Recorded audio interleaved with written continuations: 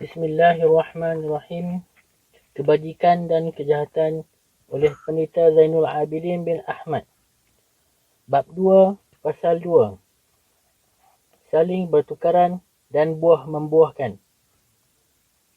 Sementara itu, di dalam kebajikan, kadang-kadang ada mengandungi kebajikan itu sendiri. Boleh hilang sifat kebajikannya bertukar jadi kejahatan, iaitu mengikut masing-masing halnya. Misal kebajikan yang boleh hilang sifat kebajikannya itu dan kadang-kadang bertukar jadi kejahatan adalah didapati apabila kebajikan itu tiada betul jalannya dikerjakan. Maka satu daripada kesalahan yang boleh menjadikan demikian ialah perasaan yang disebut riak, iaitu perasaan apabila berbuat sesuatu kebajikan maka dimaksudkan dia kerana menunjuk dan atau peraga kepada orang, kerana berkehendakkan supaya dilihat oleh orang dan supaya dipuji oleh mereka itu. Jadinya bukanlah ikhlas kerana kebajikannya, yakni kerana Allah. Maka berbuat kebajikan yang demikian sangat dikeji, bahkan adalah dilarang keras di dalam aturan akhlak cara Islam. Tetapi dalam aturan akhlak cara barat atau cara moden sekarang memang biasa digalakkan. Dalam Al-Quran, orang yang berbuat kebajikan seperti bersedekah dan sebagainya kerana maksud berperaga, yakni menunjuk-nunjuk kepada orang demikian itu, dan bukan kerana iman yang ikhlas atau kerana percayakan Allah dan hari kemudian, adalah ia dikira sebanding sama seperti orang yang merosakkan sedekahnya dengan disebut-sebut dan dibangkit-bangkit hingga menyakiti hati orang yang menerimanya itu. Ini adalah ternyata daripada ayat Ya ayyuhallazina amanu la tubtilu sadaqatikum bil manni wal adha kalladhi yunfiqu malahu ria'an nasi wa la yu'minu billahi wal yawmil akhir. Artinya, ayuhai orang yang beriman, janganlah engkau jadikan sia-sia segala sedekah kamu dengan disebut-sebut, dibangkit-bangkit dan disakiti orang yang kamu beri itu. Sebagaimana orang yang membelajarkan wang hartanya pada jalan kebajikan dengan bertujuan peraga atau menunjuk kepada orang dan bukan kerana ia percaya akan Allah dan hari kemudian. Suratul Baqarah ayat 264. Di sini eloklah juga diambil ingatan bahawa yang dikatakan sedekah itu bukanlah sahaja sedekah memberi-beri wang dan barang kepada orang susah, seperti yang perkataan itu bermakna dalam bahasa Melayu. Sedekah yang dikatakan di sini termasuklah juga sebarang perbuatan baik yang kita buat kerana faedah orang lain dan bukan kerana hendak dapat balas atau upah atau puji. Misal perbuatan-perbuatan demikian pula bukanlah mesti daripada yang besar-besar sahaja. Samalah perkara yang kecil-kecil pun, seperti membuang duri atau paku atau najis dari tengah jalan, dan seperti menunjukkan muka manis atau senyum kepada orang kecil, orang miskin dan orang yang ketakutan. Dan juga seperti mengucapkan sepatah dua kata yang lembut dan bertimah rasa kepada orang sakit, orang kematian, kehilangan dan atau kemalangan. Demikian pula menolong binatang yang dalam kesusahan, seperti menolong selamatkan semut yang terenang-renang hendak lemas, menolong lepaskan kumbang atau rama-rama atau belalang yang dahaga, dan memberi makan anjing yang kelaparan. Semuanya itu daripada jenis sedekah belaka, dari yang sekecil-kecilnya hingga kepada yang sebesar-besarnya, dari manusia hingga kepada lain-lain makhluk Tuhan. Kemudian sambungannya ayat itu berbunyi demikian. Famasluhu kamasali safwanin alaihi turabun fa'asabahu wabilun fatarakahu salda la yaqdiruna ala syai'in mimma kasabu. Artinya, maka orang yang demikian adalah bandingannya seperti setongkok batu pejal yang botak, tiada ditemui apa-apa, hanya ada di atasnya sedikit tanah. Kemudian ditimpa oleh hujan lebat, lalu hanyut tanah itu, dan tinggallah batu itu keras licin semata-mata. Tiada bertanah lagi di atasnya.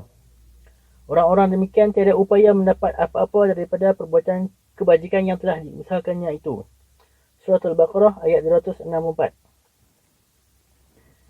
Pada satu tempat yang lain pula, dalam Al-Quran, orang yang memberi-beri hartanya kerana menunjuk-nunjuk kepada orang lain dan bukan kerana iman akan Allah dan hari kemudian adalah disebut bersaing sama setara dengan orang yang bakhil dan menyuruh orang lain berbakhil serta menyembunyikan rezeki yang telah diberi Tuhan daripada limpah kurnianya.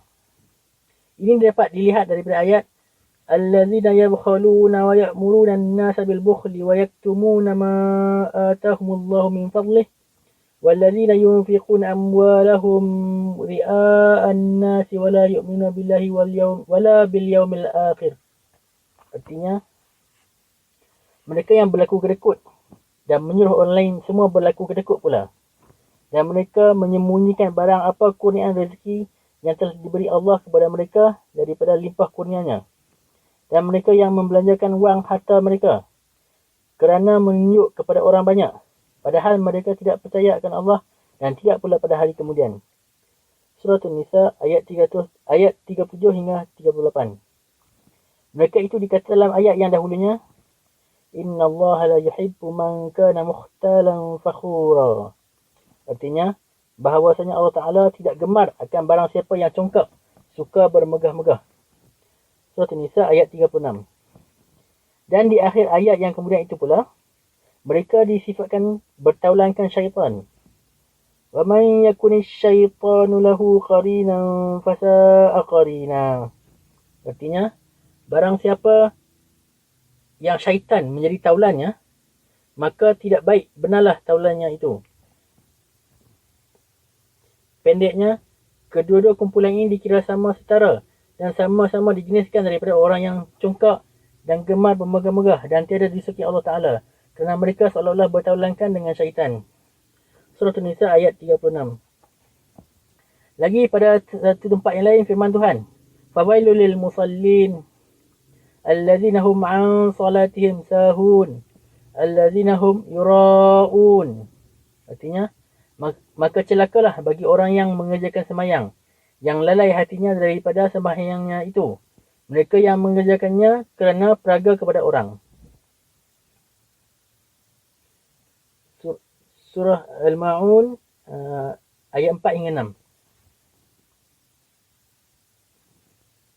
Maka dari contoh yang dimisalkan pada perkara sedekah dan sembahyang ini, memadailah dapat kita mengambil kiasan bagi lain-lain kerja kebajikan juga.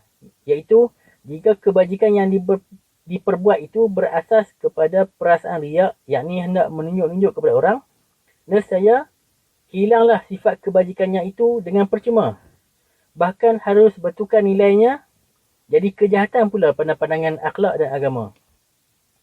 Begitu juga jika kita tiada berbuat jahat kerana bermaksud menunjuk kepada orang atau kerana manusia, iaitu supaya dikata orang atau disangka orang diri kita baik, padahal yang sebenarnya jahat juga.